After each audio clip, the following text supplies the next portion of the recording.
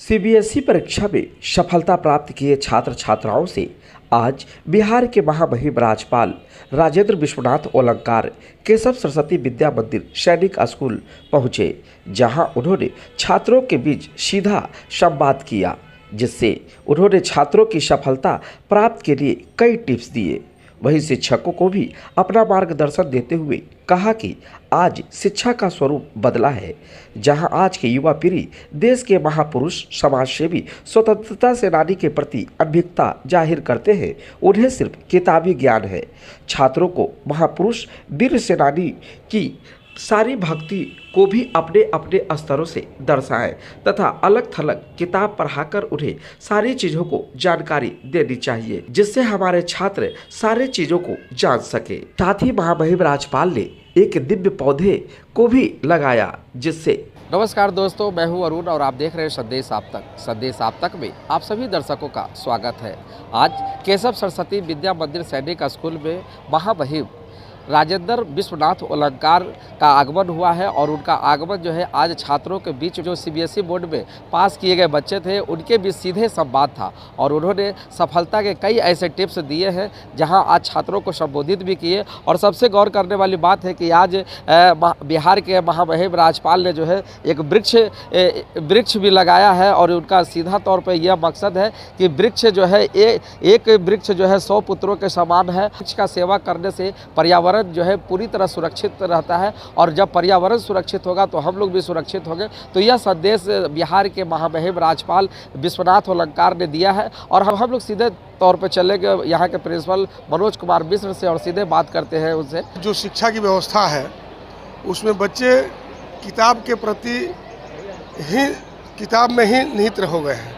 आज किताब पढ़ना है, किताबी ज्ञान जो है उसको प्राप्त करना है और देश समाज का जो है काम करना है।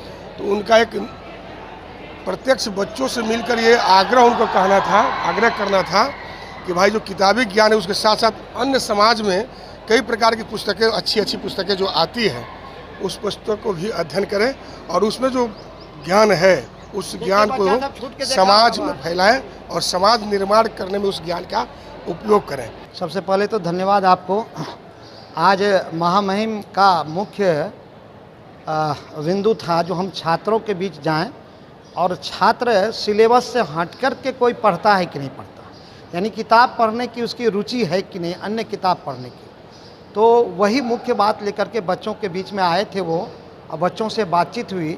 उनका मानना ये था कि जब तक वह किताब नहीं पढ़ेगा तो मन स्थिर आज इस मोबाइल में या डिजिटल युग में उसका नहीं हो सकता है। और किताब पढ़ने के बाद जिस महापुरुष को भी पढ़ना हो, चाहे विश्व के महापुरुष हो या हमारे देश के महापुरुष हैं, तो उनके बारे में भी जानकारी लेना। बच्चों के बीच में वार्ता करते समय जब उन्होंने पूछा क्या तुम्हारे यहाँ के इस देश के महापुरुष कौन कौन हैं, उसके बारे में जानकारी है, तो कुछ बच्चों ने बताया कि हाँ हमारे भगत सिंह हैं, चंद्रशेखर आज़ाद जी हैं। तो पूछे कि कहाँ पढ़े, तो उन्होंने कहा कि मैं किताब में पढ़ा हूँ, सिलेबस में। यानी सिलेबस की ही केवल जानकारी है। और बच्चे माता पिता बच्चों के साथ हमेशा कहते हैं कि तुम काम नहीं कर रहे हो, तुम अच्छे नहीं कर रहे हो, तुम दूसरे का बच्चा बहुत अच्छा कर रहा है।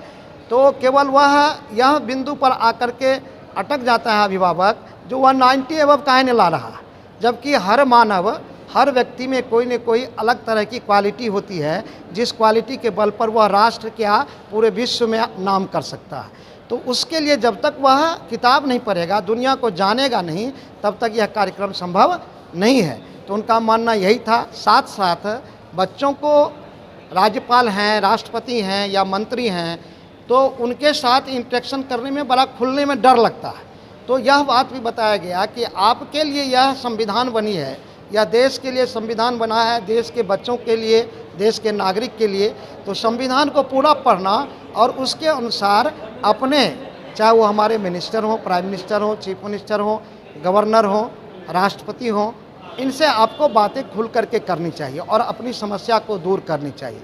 मुख्य बात, और यह बात अभिभावक तक जाए, इसके लिए उन्होंने कहा कि आप एक अभिभावक की गोष्ठी बनाएं, उनको बुलाएं एक अभिभावक को, और मैं उनके साथ भी संभाषण करना चाहता हूं, संवाद करना चाहता हूं।